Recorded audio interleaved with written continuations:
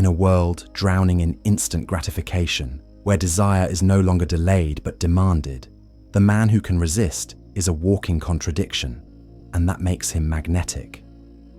To understand the erotic power of restraint, one must step into the ancient yet timeless mind of Marcus Aurelius, who once wrote, "You have power over your mind, not outside events." This single line, scribbled in a Stoic's journal nearly 2,000 years ago, now echoes louder than ever in a generation of men who have lost the war within. For Aurelius, discipline was not about denial, but dominion. The disciplined man does not chase women, status, or dopamine. He selects with stillness. He moves with precision. He chooses, not out of lust, but from a deeper order of self-command. And therein lies the erotic paradox, because nothing arouses feminine desire more than a man who does not need to be arousing.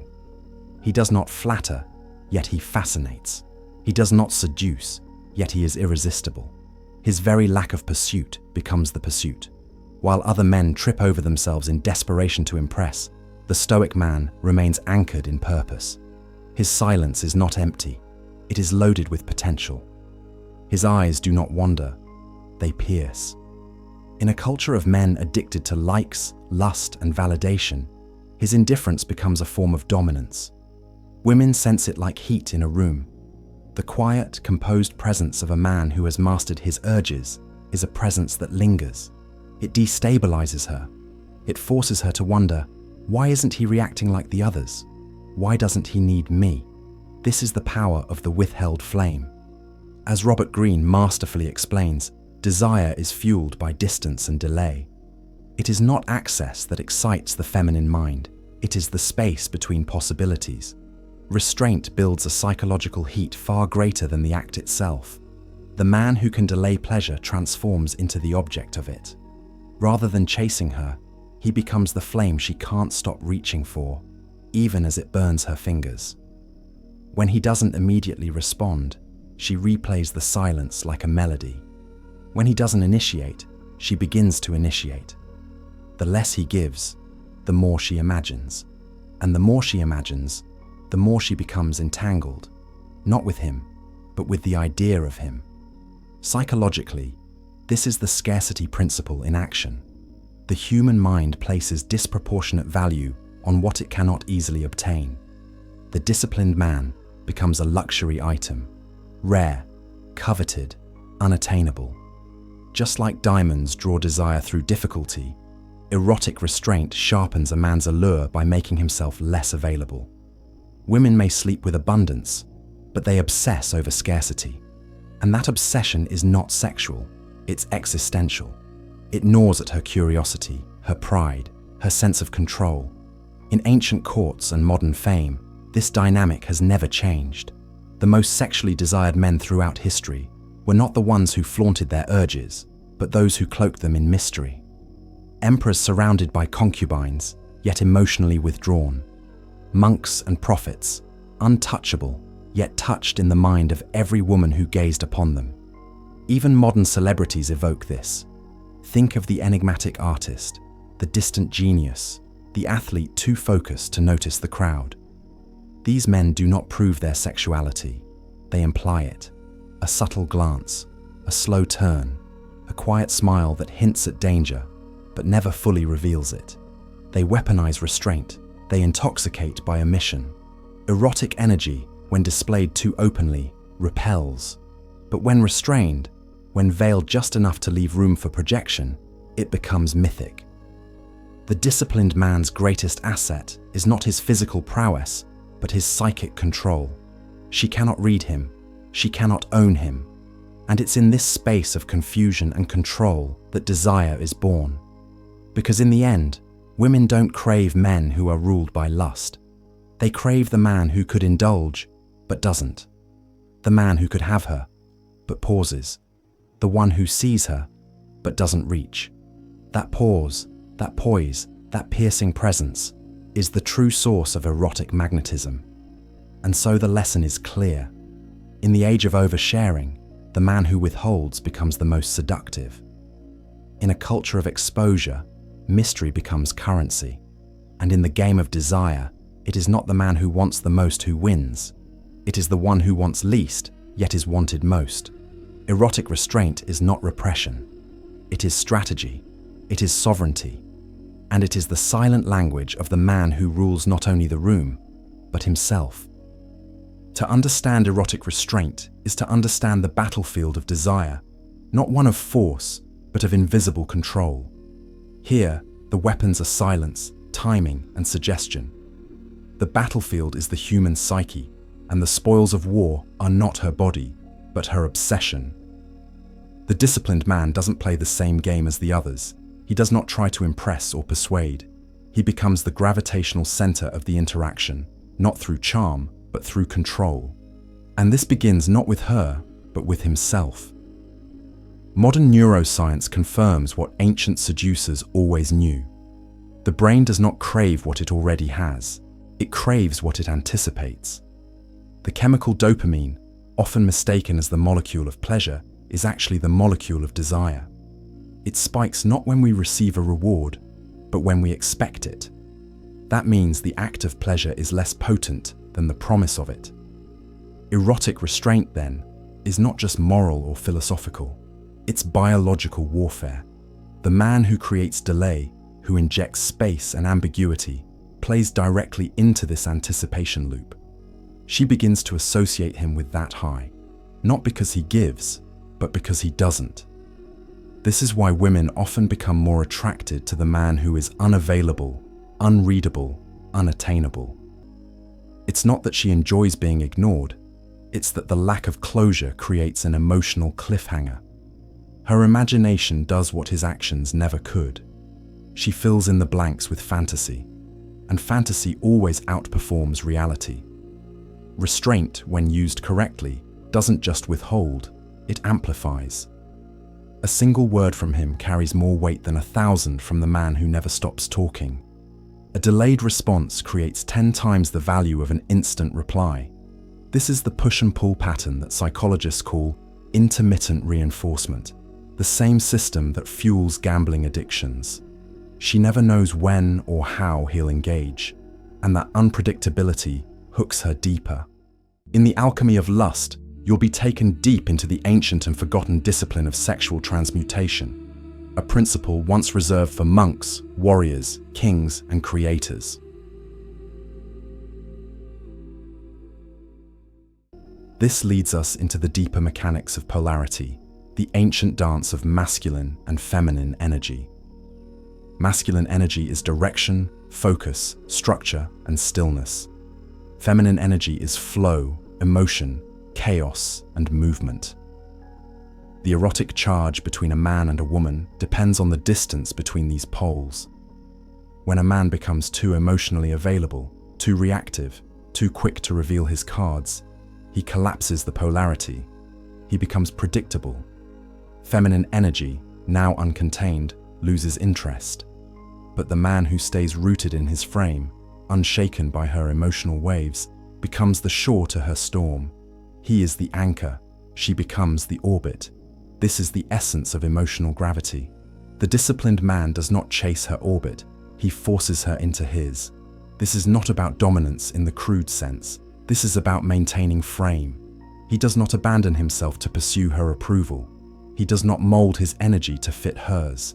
Instead, he embodies the masculine law, solid, unmoved, deliberate.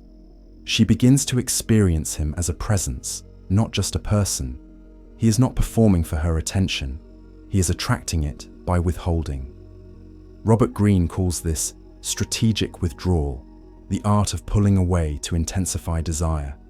It is the cold silence after a warm night, the unanswered message, the delayed compliment. Every moment of absence is a psychological blade. It cuts through the noise and leaves a mark. And yet, it is not cruelty, it is craftsmanship. The disciplined man understands that seduction is not the act of giving everything, but giving just enough to provoke hunger, not satiety. He leaves her wanting, not because he is manipulative, but because he is rare. And in that rarity, he becomes powerful. At his core, this man is a paradox. He is both predator and philosopher. He could consume, but he contemplates. He could conquer, but he calculates. His danger lies not in what he does, but in what he could do. Women sense this energy immediately. He is the man who might destroy her, but won't. And it is that tension, that unspoken potential, that makes him intoxicating. She feels safe, yet thrilled, calm, yet off balance. Because deep down, she knows, he is not here to please, he is here to be. And in that being, in that restrained, regal, rooted presence, she finds the thing she never knew she craved. A man who doesn't need her, but still chooses her. This is the true battlefield of erotic power, not in dominance, but in direction, not in control of her, but in control of yourself. The disciplined man does not manipulate emotions, he masters his own. And that mastery becomes the source of her surrender. For what is more arousing than a man who could be consumed by lust, but instead stands as its architect? A man who builds tension rather than releases it. A man whose silence says more than her ex's 1,000 apologies. He doesn't win her with words, he wins her with absence. And in every moment of restraint, she hears the loudest message of all. I am not here for pleasure, I am here for power. There comes a point in a man's journey when pleasure is no longer enough, where indulgence, no matter how sweet, begins to taste like distraction, where every climax feels like a subtle form of collapse. This is the awakening of the higher masculine spirit, a calling to trade ecstasy for empire and gratification for greatness. The disciplined man does not abstain from pleasure because he is weak, religious, or ashamed. He abstains because he has seen beyond it. He understands that every ounce of energy released in lust is energy unspent in legacy. And so, he chooses erotic restraint, not merely as a tool of seduction, but as a philosophy of power, a sacred strategy for the man who would rather build kingdoms than chase kisses. Marcus Aurelius, warrior, emperor, and philosopher, once wrote, "Just that you do the right thing, the rest doesn't matter." These words echo like a battle cry for the modern man trapped in the digital brothel of distraction. Sex, once sacred, has become a scroll. Pleasure, once earned, is now algorithmically delivered. But the man who withholds, who learns to store rather than spill, begins to transform his very biology into a weapon of will. This is not celibacy, it is alchemical redirection, a deliberate decision to take the fire of lust and forge it into legacy. This is where ancient philosophy meets modern neuroscience. Napoleon Hill, in Think and Grow Rich, revealed the secret used by history's most powerful men: sexual transmutation. That is, the redirection of sexual energy toward ambition, mastery, and impact. He observed that men who achieved greatness were rarely those who indulged without limits. Instead, they harnessed that desire, transformed it into a creative engine. Michelangelo, who painted the Sistine Chapel. Nikola Tesla, who changed the world, yet died a virgin. These men were not without desire, they were consumed by it. But rather than surrender to it, they subjugated it. They used it as fuel. The modern man, however, is taught the opposite. He is told that freedom lies in ejaculation, that masculinity is measured by how often he climaxes, how many women he can sleep with, how much pleasure he can afford to consume. But this is not freedom, it is enslavement in disguise. Every time he gives in to lust without awareness, he loses a piece of himself, not just his seed, but his focus, his edge, his momentum. And in the game of greatness, momentum is everything. The man who does not leak builds. The man who does not chase attracts. The man who does not need her becomes her obsession. There is a primal truth buried beneath all this philosophy. Women are drawn to men who do not need them to feel like men. The man who abstains from lust becomes bigger than lust. He is not cold. He is concentrated. Every step he takes is filled with unspent energy, coiled like a serpent beneath his calm. He walks into rooms differently, not with desperation, but with direction, not with hunger, but with heat. It radiates from him, not because he has many women, but because he withholds himself from most. And here lies the greatest irony. In rejecting lust as his master, he becomes the object of it. Women sense the difference. They can smell discipline the way a wolf smells blood. She doesn't want the man who gives himself to every body. She wants the man who guards his body like a temple. Because if he protects himself from her, then surely he protects himself from the world. And in a time where women are surrounded by weak men who beg for attention, the man who resists becomes the one she remembers, the one she dreams about, the one she fears because she knows he could have her, but he may never need to. This is not about celibacy. It is about consecration. Every man has a choice to release his energy in fragments across forgotten nights, or to build something eternal, to seek pleasure, or to become the source of it. Erotic restraint is the furnace in which legacies are forged. It is the path of the warrior philosopher, the monk in the body of a king.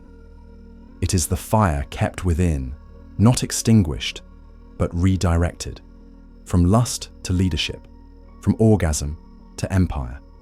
So when they ask why he walks with such weight in his gaze, why women linger in his presence, why his silence commands a room, the answer is simple. He is not ruled by desire. He rules it. And that, above all, is why he cannot be forgotten. In the noise of modern life, where lust is monetized, desire is weaponized, and men are constantly pulled toward digital dopamine loops, there is a quiet revolution rising. It is not loud. It is not performative. It doesn't boast on social media or scream into the void. It is subtle, stoic, strategic. It is the return of the disciplined man. And this man is not a relic of ancient philosophy. He is a necessity for the modern world. Because in a time where everything is available, restraint becomes the ultimate rebellion. In a world that says, consume, he builds. In a world that says, chase, he chooses. In a world that says, release, he retains. To be this man today is not easy. It means swimming upstream against a tide of temptation, ridicule, and misinformation. It means being misunderstood, called cold, toxic, repressed. But what they call repression is really redirection, and what they call detachment is depth. This man does not retreat from pleasure. He transcends it. He does not deny women. He redefines his value in their presence. He is not motivated by lust or loneliness. He is not a slave to validation. His hunger is not for bodies, but for becoming. He is building something far more erotic than a one-night high. He is building himself.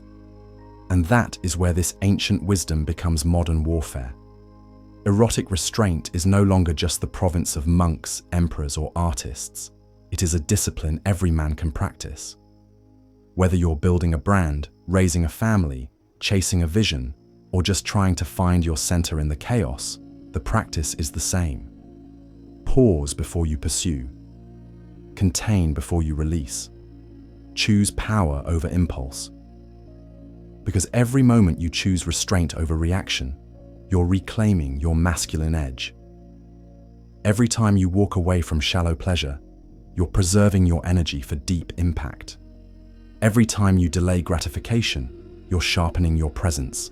And in this age, presence is power.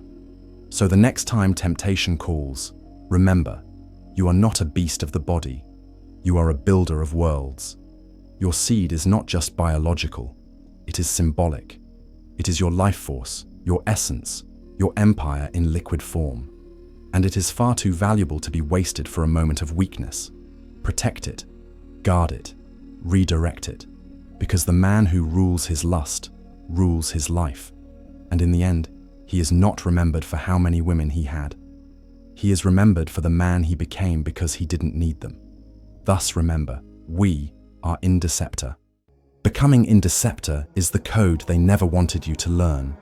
A psychological war map for men, forbidden teachings fused with modern strategy for influence, dominance, and self-mastery.